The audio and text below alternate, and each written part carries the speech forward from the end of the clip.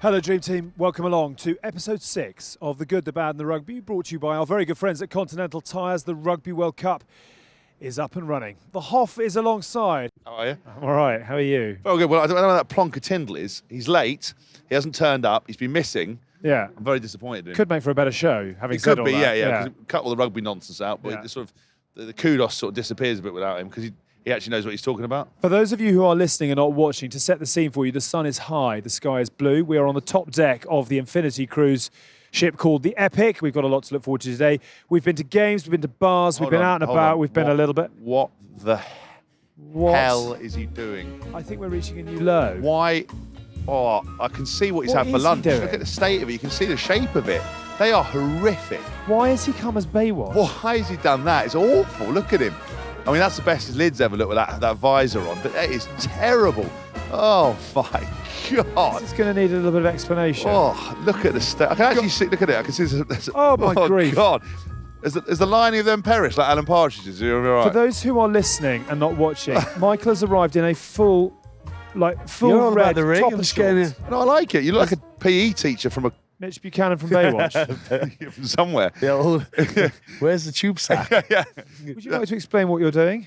I just thought I'd change it up a little bit. You know, we're on this epic ship, and they asked me to muck in and do some lifeguard stuff. So I thought I'd come dressed appropriate. Are you in charge of the flues behind us? Well, you know, I think Hask's got a really bad story about flues. We might Come find on out to that later. a We'll little come on bit to a little bit later. But yeah, I'm just going to check everyone's health and safety and looking right. Right. You know, looks good. Some people stay in the darkness, and perhaps Yeah. one or two others should how as well. short- You should be Didn't realise frightened to how step tight into the light shorts dressed like were that. Until Yeah. Mate, that's unbelievable. I mean, it's just got a lot of heat to it in there. Bit of purchase. Yeah. Yeah.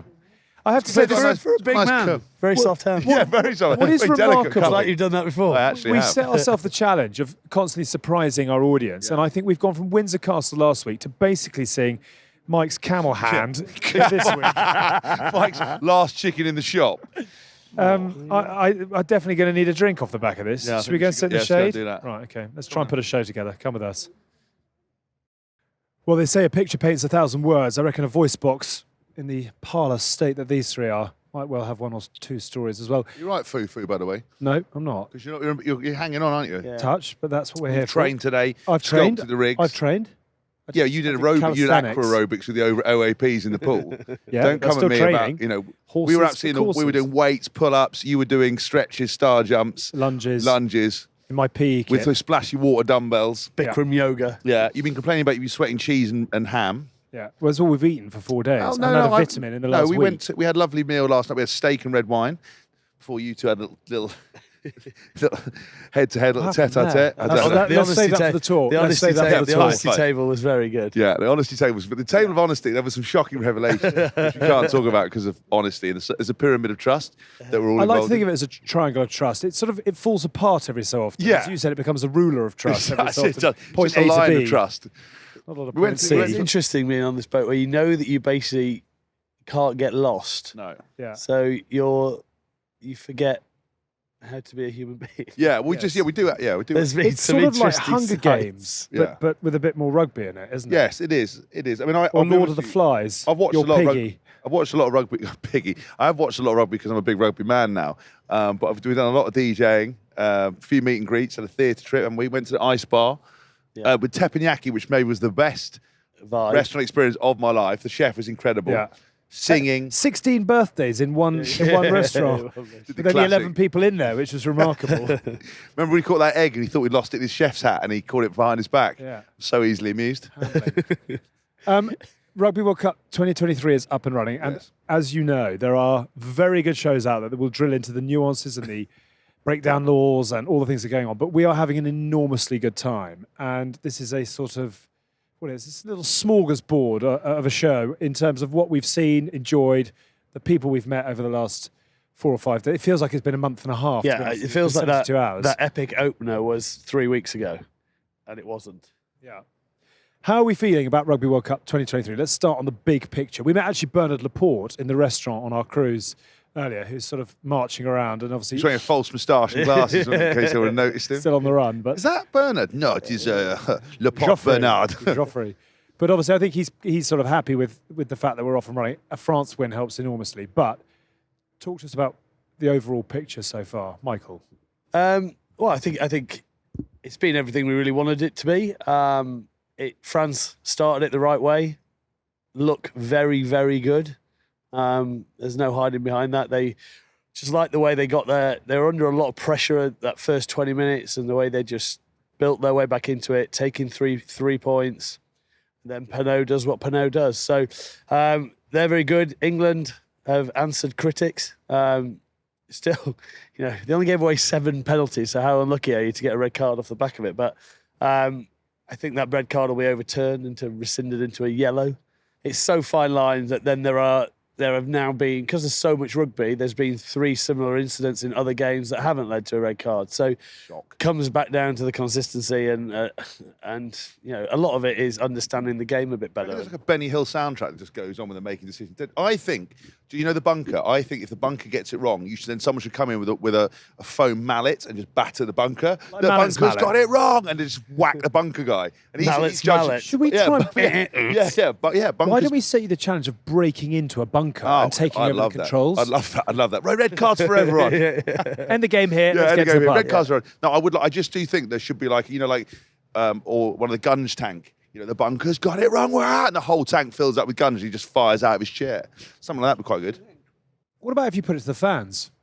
Red card, yes or no? I mean, the fans have all got views, opinions, etc. Why don't you just have... You've got 5 minutes to get online and vote. Is that a red card or not?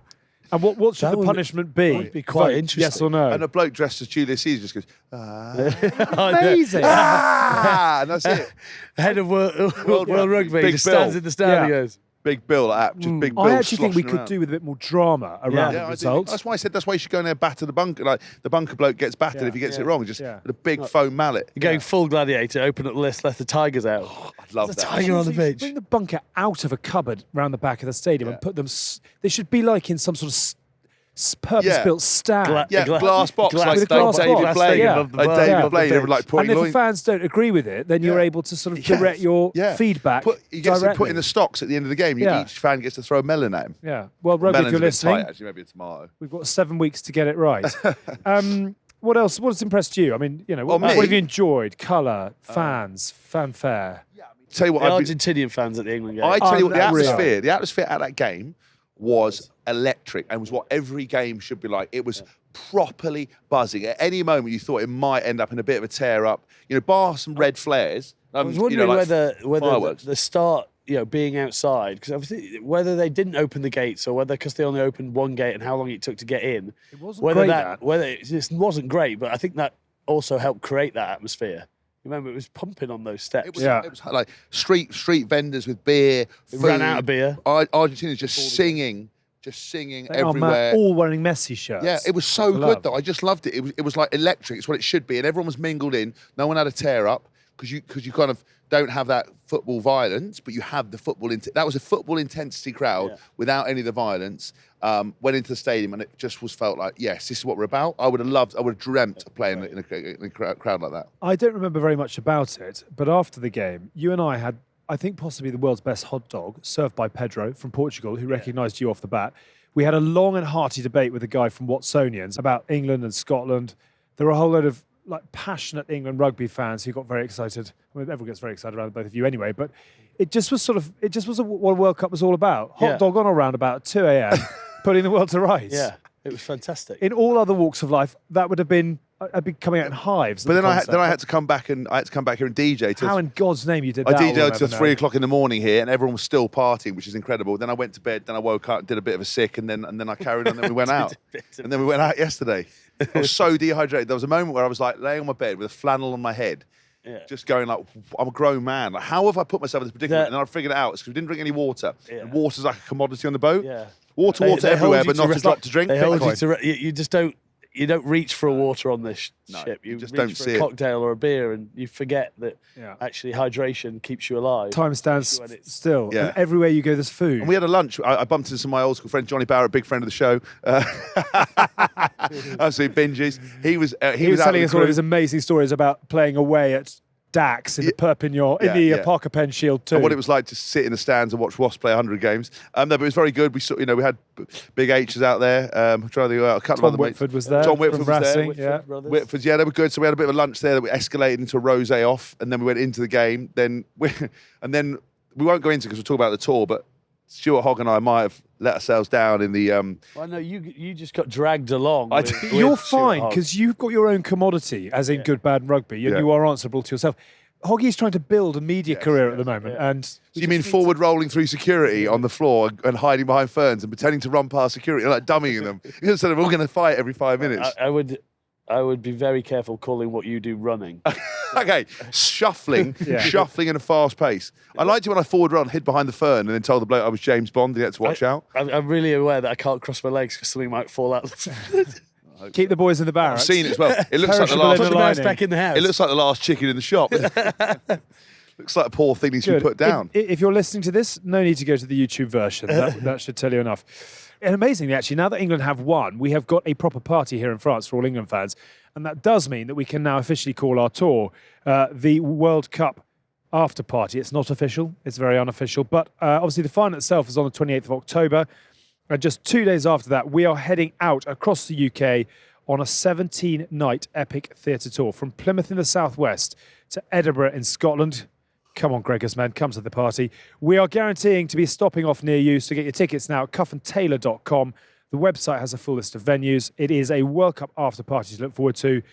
We've already got some cracking stories. It's not for kids. That are being built and sellotaped together into what will hopefully resemble something of a Over show. 18s only, yeah? We'd say? Well, let's say 16. 16. 16. If you want to learn a thing or two about life. Yeah. If you want to speed up your education between 16 and 18 and do it in an hour show and learn things you didn't know were possible, nip along. If you're a bit frightened of life, to the parents who bought their 6 and 9-year-old last time and let them sit through an iPad session. If you're a religious extremist, I wouldn't turn up. I don't think there's a lot on the menu for you. But never say never. Never say that. Don't rule it out. Let's not define anything. Let's not regret anything we say. If you are, could you let us know? We might let you on stage. It'd be good to interview. Absolutely. We could do a learning thing or two. Right, okay. We have, as we said, got an England win, which means that the party is bigging. We have, as we've said, got an England party. Oh, fickety-fuck. We has. They are. We has. We've broken him. We've broken him. Like short-circuiting. It's like a flickering going on in there. We have, as we've said, got an England win, which means we have now got a bit of a party in France. Given everything that has gone before, I think we always like to try and be quite reasonable and say, it's never as bad and it's never as good. But how good was what they showed on Saturday night at the Velodrome? What we saw on Saturday was a masterclass from the forwards in terms of defence and intensity. Everyone sort of on top of their game. They were just relentless. And then you saw an absolute masterclass by George Ford, managing a game, understanding how to get things done. I mean, 2 of those drop goals were from 50, which is impressive. And still rising as they went over. Yeah, very impressive. And just at no point did I feel we were in trouble. Now, I think we could flip it around and look at Argentina and question a few things about them. They just didn't turn up, or whether that red card made them think, oh, wait, we're easy going to win this now, or something. But no, it was very impressive with what England did, and they needed that. The confidence that they'll get off that. I know it's not ideal having a red card and then not really being able to sort of fully try and play rugby, but as soon as that happens, the most important thing is to get the win, and they did that perfectly. I think, look, for me, obviously, I'm always a big one about trying to have some sort of level of rationality around kind of the England team. The World Cup warm-up games mattered nothing. They didn't help with public opinion. I don't think rugby was, it's been in the best place. But as Genji said, he never stopped believing. His direct quote is, there was not 1 second in the past few weeks where I thought we were in trouble here. And having been in there and filming with British Airways, the official airline partner of the England rugby team, Ding. Ding. Having been in there and seen the guys, seen the atmosphere, seen the hard work, spoken to them, I didn't feel the fear. Are they the finished article? No. Do I think they would convincingly beat a France or a South Africa or New Zealand at the moment? No, I don't think they've shown that quite yet. But I think for George Ford, as a story of sport, which we love the stories. I think good, bad rugby, if you're going to talk about it, it ain't about detail, it's about emotion, it's about people, it's about adventure. And George Ford, being out the mix for a long period of time, going about his business, Owen Farrell getting banned, a talismanic player for England, I messaged George. He hasn't replied, but he, I think that game will define his legacy as a player. Having, on my tour in 2017, first game, and it's all that people talk about to me. That's all apparently I ever did, which is fine. 2016 or whatever it was. Wherever I was on fire, or whatever it was. El Fuego. Know his own I don't need highlights. to. That life's behind me now. I'm not defined by that. But when I was a player, that was something people got quite excited about. I think for this will be something that will go down in folklore for George. To command 27 points with 3 mental drop goals, to do it in the way he did, to take over the reins, having not been in the mix for a period of time. I think that's what rugby's about. That's an adventure, and I think there's still more to give. I just think this team needed a break, and I think to win against Argentina. Winning breeds winning. That's what will help now. And I think that they're over here, the monkey's off their back, written press, being nice, there's nice comments occasionally. But I think this will now hopefully give them a lift. And this side of the draw, as we know, you'd have to go a long way to balls it up, and hopefully they can kick on now. And I love to see it. And I think they're good men. I think Argentina, I'm disappointed with them because I thought, truthfully, if you'd asked me, I was expecting a bigger battle. I think Michael Check is a great coach. I think they've got a lot of talent in there. They just didn't really pull any shots and fire, and really make England pay. Yeah.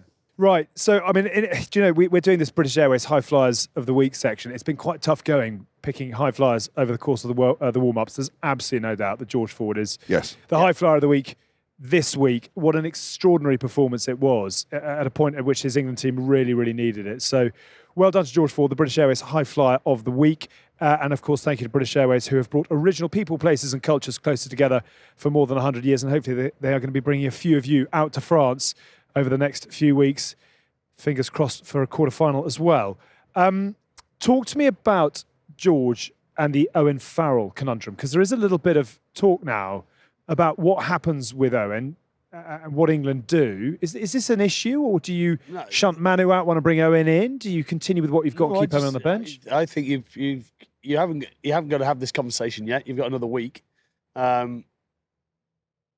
You go into Japan, you try and beat them by as many points as you possibly can, and then you have to deal with that afterwards. I think you need to look at the performance. Ultimately, you look at Courtney and how good he was, both line-out options, defensively, and leadership role. You go, well, if he's doing the job, it takes another thing off of why you would need Owen to come back. So, it then just comes down to you pick the people who are playing well. If everyone's still playing well, it depends how much rotation they're going to do in the game. Obviously, that Chile game, you would expect there will be rotations before trying to get everyone back for the last group game to get yourself back into running for the quarterfinals. So the problem with that, though, is that there's a very long period between. It's 2 weeks. I didn't realise that. But then if you don't play against Chile, then you've gone. That's 3 weeks. Yeah. I mean, look, I had it similar with England before when we'd been to New Zealand 2014. The Premiership finalists weren't able to play in the first test against New Zealand. It's a 3-test series. We came in. I played probably. Freddie Burns played 10. Yeah, Freddie Burns played 10. We pushed New Zealand close. Should have beaten them. If it wasn't for Aaron Cruden, 99% of the people would have kicked the corner or taken the points, or whatever, and he tapped and went. And it was like mad, and they end up scoring. And that was a game that we should have won. I played one of my best games, I think, for England at the time. And I got dropped because it was premeditated. It didn't matter what I did. They were always going to go back with the blokes because they were originally supposed to be there. And it kind of sets a bit of a precedent. And I think Mike's right. Owen will be playing a massive role in training and leadership and doing everything else.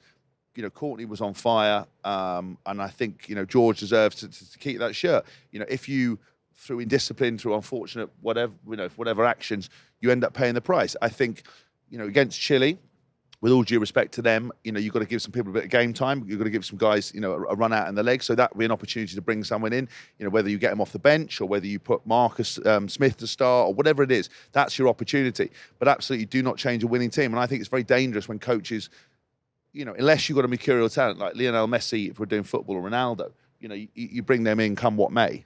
In rugby, I think, at the moment, you go with the best players in form. And I think as an other player, you'd respect that. I don't think Owen would ever want to come in on reputation alone. You want to be merit as a player because you don't want other players looking at you going, well, you've got special dispensation. Yeah. And I think everyone will be comfortable with that. Very interesting. Yeah, it's quite a hard one because and this is not having a go at Owen in any way. He just comes with news, doesn't he? Yeah. It brings news whether you leave him out. It brings news whether you bring him back. Whereas you come with nauseous, which is a very different side of thing. So that is one problem England have, is if they do leave him out, it'll create headlines. If they bring him back in, it'll create headlines. That's something they're going to have to manage. But at the moment, I think they just go into the Japan game, try and get that win, try and build on what they started in terms of their key stuff from that Argentina game. Try and keep. I mean, I can't believe they get 7 penalties and end up with a red card. Try and keep all 15 on the pitch. 4 games in their last 6 have had a red card. But 7 penalties ain't a lot of penalties. You No, I talk about trying completely to leave, 7 penalties or under is what most defensive teams go for. Yeah. I mean, now you just have to look at someone wrong and you get a penalty. Yeah. To have that's not a bad number. And again, it doesn't necessarily fit in with the indisciplined narrative. But it's weird, Fiji, not only 9 penalties and got a red card. Wales had 20 penalties or whatever, 18 penalties, and only had 1 yellow card. Quite a lot of warnings to Wales. And then Fiji did something wrong straight away and they were given a yellow card, which again, as a player, you'd be like, hold on a minute, how come they're getting all the warnings and we're not getting anything? But look, that's the nature of the game. Maybe you can tell we're in a Rugby World Cup. Everything's making headlines now. Yeah. Obviously, long as we're not, we're right. Bigger's having people are having a we are whack making at Bigger, headlines. and I think what Bigger said is fine. They tried to run it out from deep when the clock had gone over. It was half time. And they were trying to offload it out of their own 22, and he's gone mad at George Ford, but George North, sorry, but by the referee, so it all got picked up, and he's just shouting at him, so get fucking off the pitch, get the fucking. So he's having a full-on honesty chat with, and everyone's gone mad that he's been rude and disrespectful. Oh, yeah, but the thing is, we're fucking men or women on a field, adults. It's an intense, combative environment. Get up, grow up. Like, why? You're in that heat of intensity. Dan Bigger can say what the fuck he likes. The mics is you don't need to, that's why in football, I'm not saying may it's need the to right way. invest in a new bleepometer at this point, but carry on. I just think being held to more moral account when you're in the cauldron of physicality in a World Cup and we just watch these blokes play it and try and offload it out their own half. But being honest, it's wrong. But it's an honesty. It's actually a good sign of where they can be, that they can blow up at each other. And I've been in so many teams where you have a complete blow up with someone that you're playing with. There's nothing wrong with that. If you've worked on a game plan and then someone slides out of it, you sometimes need to let them know they've slid out of it. And it can't be a well explanation. It can't be a well explained. Is that your explanation for last night? Can I? You two had a blow up. You two had a blow up. Yeah, they were fine today. We had a little cuddle. We're on. I just think whatever your thought process are, it's an adult sport. I think that. I don't think bad language and also picking up on it is wrong. The people who are rated Dan Bigger for were saying they're disrespecting his teammates by bollocking them. I was like, wait, you wouldn't have known about it if there wasn't a referee with a microphone around it. George North probably would have gone, sorry, you're right. Yeah, you're right. Probably, mate, you're right. I've had that before. They'd be like, fucking hell, Hask, I fucking told you. I'm like, I'm sorry.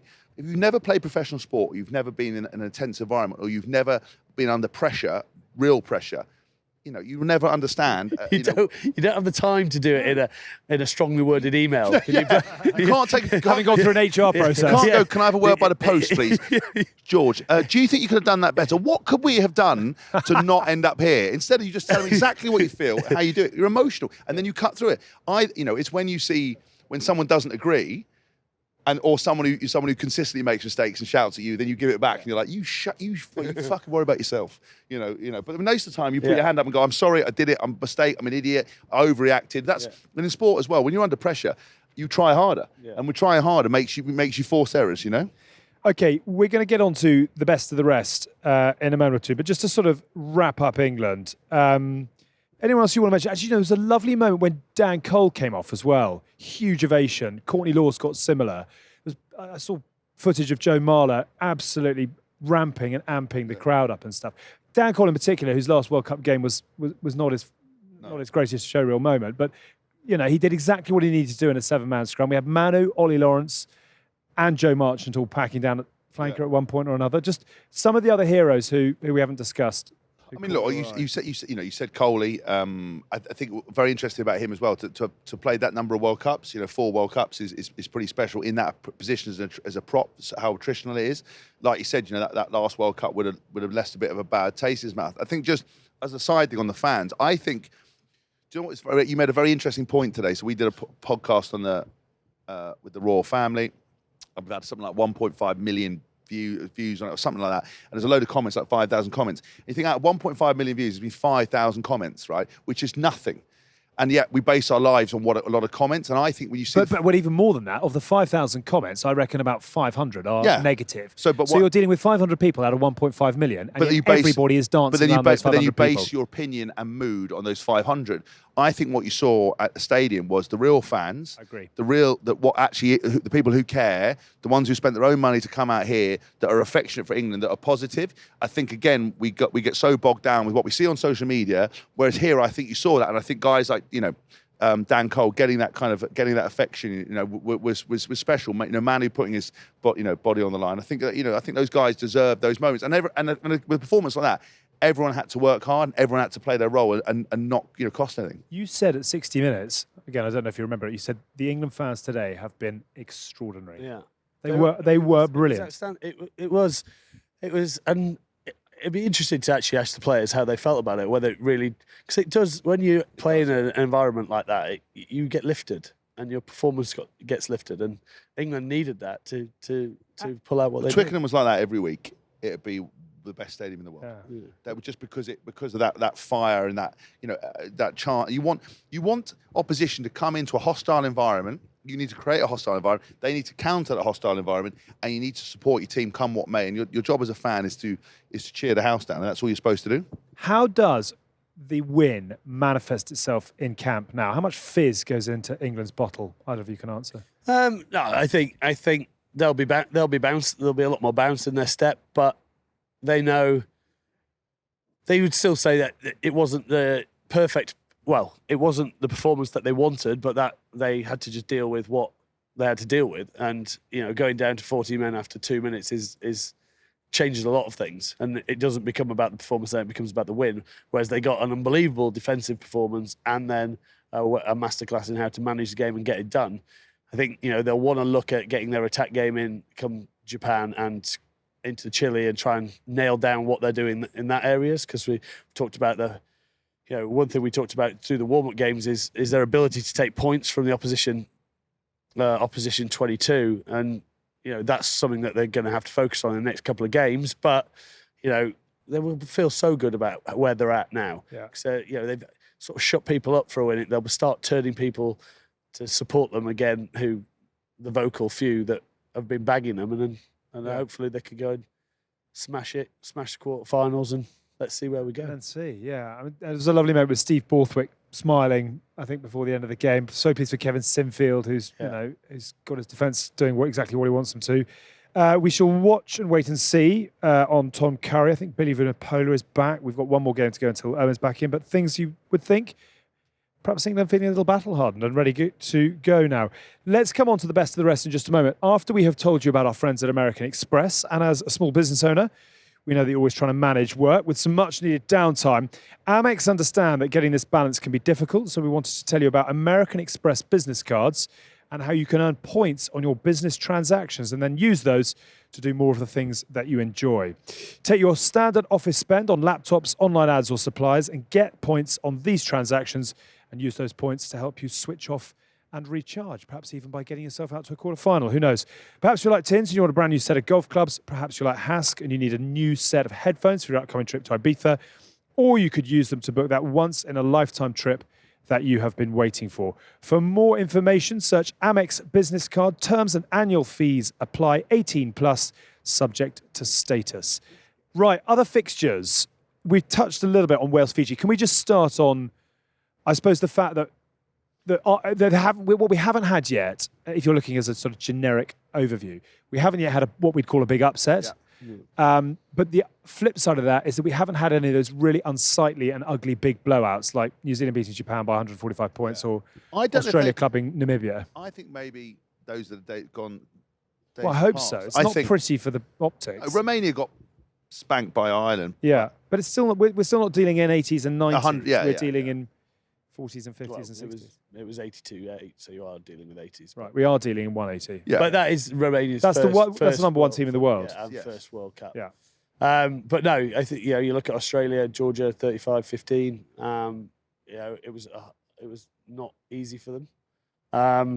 But yeah, going back to Fiji, I'm a bit gutted because they'll feel hard done by, and it was quite nice to see some honesty from some of the Welsh players going, we basically got away with one in that one. That was great, wasn't it? You actually, Tins showed me that at breakfast.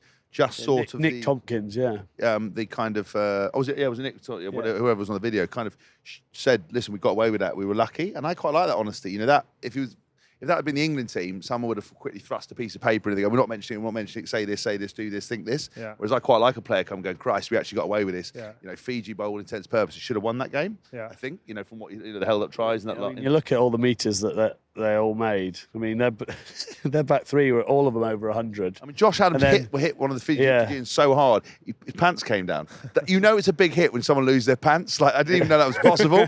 On the clip, you see him runs in, he goes boom, and his pants fell off. I've never hit anyone to lose their pants before. So that's a skill right there. Yeah. But they'll feel hard done by, but they could still overturn. They could take Australia fundamentally if they they had 3 tries disallowed, held up over the line. Obviously, someone who you wouldn't expect to drop the ball last play of the game, Semi Radradra, he drops that when you think they could score and win the game in the last minute. So I saw a Dan Bigger try. Hit Semi Radradra up high and got deposited like a plastic bag in the wind. I've never seen anything like it. It was like a hate crime. I've never. Why would you try and tackle him up there? Just got absolutely dispatched. Yeah. See ya. He went back in time. Yeah. Dan Bigger lost 3 years off his age. He got hit so hard. I don't know why you do that. Just chop. makes him 38. Chop him round the legs, Chief. Just a word on Gatland, because you look at where Wales were in November last year, losing at home to Georgia, and the whole sort of PVAC goes out, etc. He may not be the greatest tactician of all time. He may not revolutionise the game in the way that his teams play. But what he does do is squeeze every single drop and just get them pointing in the right place at the right time. Yeah. You know, Gatland teams do get away with it. Yeah, he does. And look, you can never. I mean, stats don't always tell you the full story, as we've just seen with that. You know, the fact that Fiji had 1,000 meters of attack. Yeah, Fiji had everything. Wales, I don't know what Wales had, but they just made the decisions in the right place. But I think the intangibles around the psychological element of the game, picking the right players at the right time, that ability to emotionally get the best out of your dressing room. That's where Warren Gatland thrives. Alex King's there in the mix, doing a good job. There's some good boys in there that are trying to lift this team, and I think Wales might have lost some of the superstar talent, but there is some ability there, and I think he's able to get them to play for each other, to never leave a man down, and I think that's what they're trying to do. 52 tackles. Yeah, 250. Insane. But that level of work for each other and getting up and going again and again, that goes into Gatland's narrative. I mean, if Gatland tells one more person they're the fittest team in the world, you should find him, because but it's part of a rhetoric and a PR campaign, a smoke show campaign. But proved 253 tackles. It's also then, but why he does it is then so it sinks into the players. So when you're in that dark hole and you're absolutely blown out your hoop.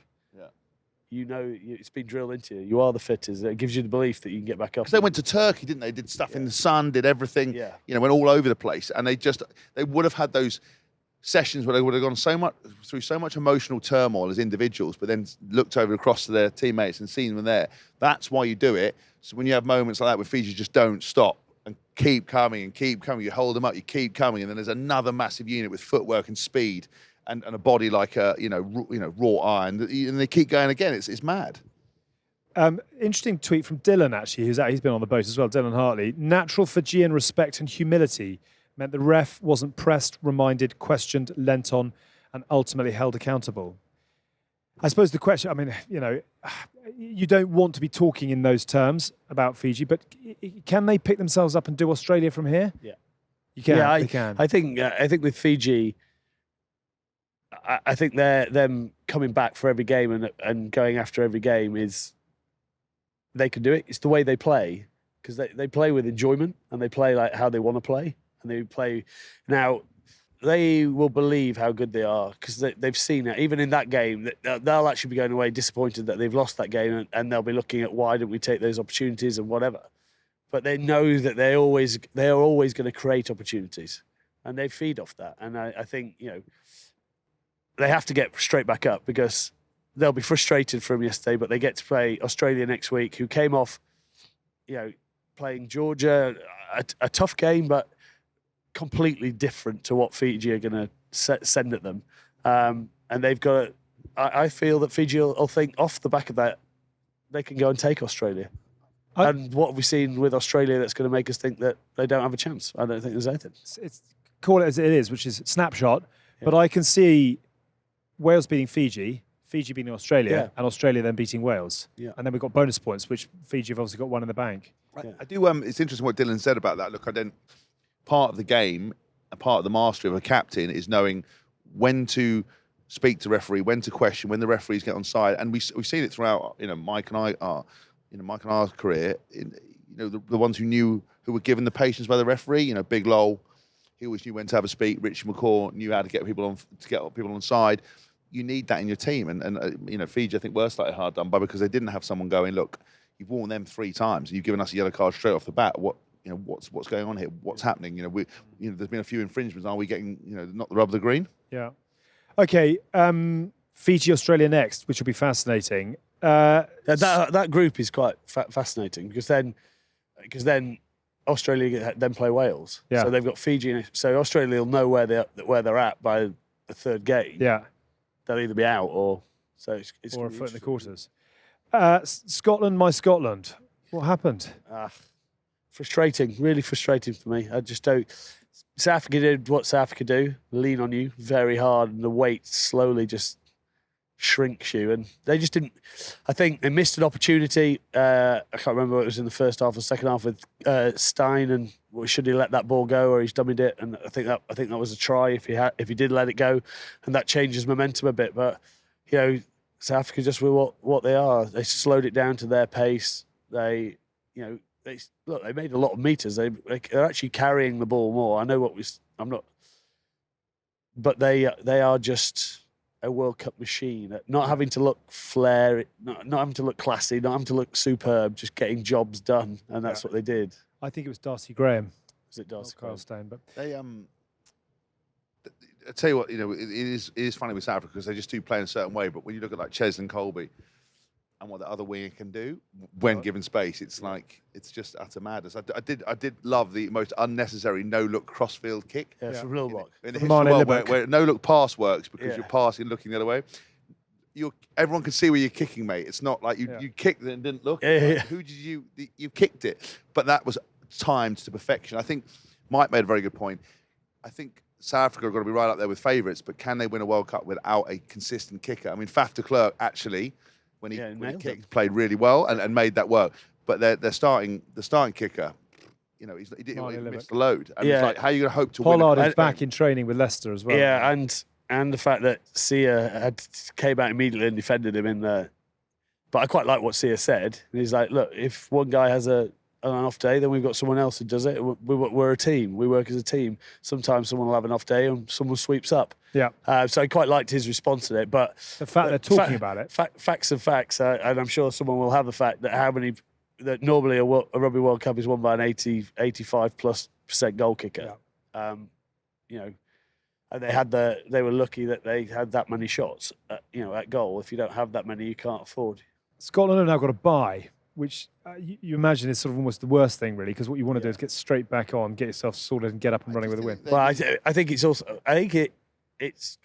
nice for them though, because they'll be feeling bruised and battered. Yes. I mean, Finn Russell would taking a hammering last. Yeah. So I suppose the flip side is you almost cut that South Africa game off. You've now got a week to kind of ease up, and then you go again, and you've got to go as hard as far as. But I think what was interesting about that was Mike tipped Scotland to win beforehand. Talked about Finn Russell's ability to play that blitz defence. I mean, that blitz defence yesterday just caused him a world of trouble, and he was looking for options. And sometimes when they played out the back, or there was a couple of times where he went for that wide pass in the wide channel where he nearly made it, where that was where I think the opportunity was. But it was going off 10 straight to 2 forward runners. They were getting hit behind the gain line every time, and that's what does you. Is you've got nowhere to regroup and no momentum. And I think if you look at rugby now, because of how fit and strong everyone is, if you do not have momentum onto the ball, if you watch a team, they carry the ball from a standing start. So if you stopped, get past the ball and then accelerate, you're stuffed, you've got to be going onto it. Yeah. And that blitz defence negates that. And I didn't think he necessarily handled it that well. I didn't think Scotland ever looked like they were that super dangerous, apart from that one break where they should have won. And South Africa, apart from those moments from Chesley and then the Curtly Aronser. apart from those moments, it was a pretty boring game. I thought it wasn't that exciting. I mean, we were sitting in a beach club drinking rosé and eating cheese and sort of quite hungover. Life but wasn't bad. Life wasn't bad. I'm not complaining. The worst place I could have been, but I'm just not sure it was the most entertaining game. It was a shame, really, because I think if Finn Russell had been able to fire a few more shots, I think the game would have opened up a bit more. But when South Africa starts strangling you, it's very hard to get out. Yeah. So, unless you're into that. That's a different sorry. Sorry. It's worth mentioning, of course, Scotland got a bye, but it is worth keeping an eye on Tonga as well, who are going to have a massive role in the outcome of Pool B. They've got Ireland and Scotland coming up. And you think about that Tonga team, Adam Coleman in terms of converts, Charles Piutau, Malachi Fekitoa, Vai Fafita. We haven't seen George them there. Are they playing the first game Thursday? Yes. I'm interested. It's going to be interesting to see how they play. Let's just put it that way. I mean, they've got 5 former world-class All Blacks and Australians that are now back in that team. My issue is, I don't know whether they've got as good a forward pack as. Well, you stick a Vai Fafita in there, Adam Coleman. I'll tidy up their set piece a bit. Also, quick word on Ireland. I can't imagine we learnt a huge amount, but Johnny Sexton back, 175 days since he last played, 38 years and 58 days.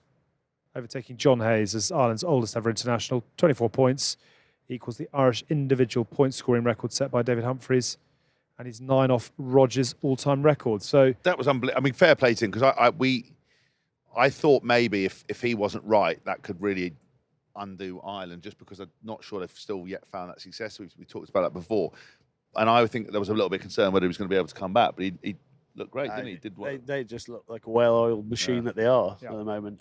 They had to be ruthless. You have to feel for Romania. First game of the Rugby World Cup, and they get the #1 ranked side, and knowing with the games that Ireland have got, they can't take any of these games early. They've got to score points just in case. Because if someone beats someone, it could come down to points, bonus points, everything else. So because they've got these 2 games up front, you saw that with them basically going almost full strength. They have to get those 80 points, because it might be important at the end. Yeah. Well done, Eddie, and Australia. He's got his first win back in the green and gold. We saw him on Thursday, didn't we? Is it worth sharing? He's very, very... He's very smiley, very quietly confident. Yeah, he's just confident. Loving the show that he's back in. Yeah, he loves the big events. That's what we're all about. He loves people talking about him. He loves throwing hand grenades everywhere. And he actually called out Charlie Morgan the other day. Did you see in the press conference? So he said, he's like, mate, where's that guy from the Telegraph? The guy, the one, I can't remember his name. The bloke, the pommy bloke. Oh, he's not here, is he? Shock. I bet he'd been here if we'd lost and stuff like that. Called him right out. He's talking about Charlie. I was like, I love it. He never missed an opportunity. Look, and I know people said that it was a way of sort of making up for inadequacies, like making a fuss in the thing. We talked about making a fuss in the press conference. Making a fuss in the press conference to detract, to take the pressure off the players. A lot of fans sort of earmarked that down as just, a bloke who didn't have a clue and was just doing it.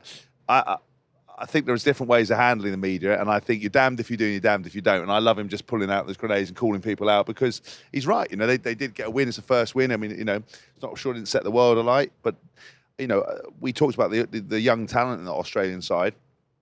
I think it was very surprising to leave out a couple of the key people. I just never bet against Eddie. You just never know, really. And I just think it's such an adventure. I think there's so many unknowns yet to be seen that we'll get a better picture of where we're going after next round. The smoke is clearing ever so slightly. The last thing that I just want to get into is that we are going to be bringing you a new section called the Continental Showstopper Moment of the Week, obviously courtesy of our title sponsors, Continental Tyres. It is called the Showstopper, but I actually just want to throw in the Showstarter, Paris. Should we deal with the All Blacks first of all, who have now got a few problems? It wasn't an anomaly what happened to them in Paris. It is a growing trend. I think they've won 4 of their last 12, only 4 of their last 12, when you look at the big 4, Ireland, South Africa, New Zealand, and France. So 4 of the last 12, and they got, bright start, but then faded. but 3 weeks ago they won the Rugby Championships. I don't, and they put 35 points on South Africa. So I don't think. No, they got thumped 35 points. Oh, well, yes, okay. 3 weeks ago, yeah. In the Rugby Championship. So they've gone from having the best team that never lost, and then they've lost a lot of those players, and now they're a different team, and you've just got to accept that. What is also happening is they've lost that aura of invincibility. You don't step on, as a player, you don't step on the pitch, go, we're going to lose. You go on there, well, actually, we beat them last time. We can beat them again. And I think that is what New Zealand are facing. But also, they're a team that take a lot of risks. And sometimes it comes off, sometimes it doesn't. I mean, I think they could still easily go and win this tournament. They have that attacking, but they're not the team that they used to be. They are a team that is beatable, and they're ranked 4th in the world for a reason, and they got beat by a team that's ranked higher than them. It's worth mentioning they have got Tyrrell Lomax, Geordie Barrett and Shannon Frizzell to come back, who will give them a bit more horsepower in the close exchanges. But talking of show starter, the Continental show starter of the week, France. I mean, Sean Edwards. It's the story we wanted. When New Zealand scored first, we're a bit like, oh God, is this going to be, one of those? Because it's hard because Tim said about the aura of invincibility. I beat New Zealand once in my career. I never really saw them lose. Everything I associate with them is winning and winning well, and even going behind and winning. So even though I wanted France to win for the sake of the tournament, because I love Sean, because I think the French are a more exciting team at this point in time, in my mind, I secretly thought New Zealand were going to win. And when they got that first try, I was like, oh God, this is going to be going wrong. But France just absolutely turned it on. Gregory Aldrich was brilliant. They just put so much intensity in it. They can win it in many ways. Yeah. They can win games in multiple ways now. And their physicality. A lot of the time, there's bits of it in there which just makes them so special and sort of unplayable. That was the thing that Ben said, Kaiser, after he was obviously on commentary. He said probably about 60% of what they can do. And if you think about who stood out, you can go through a whole team.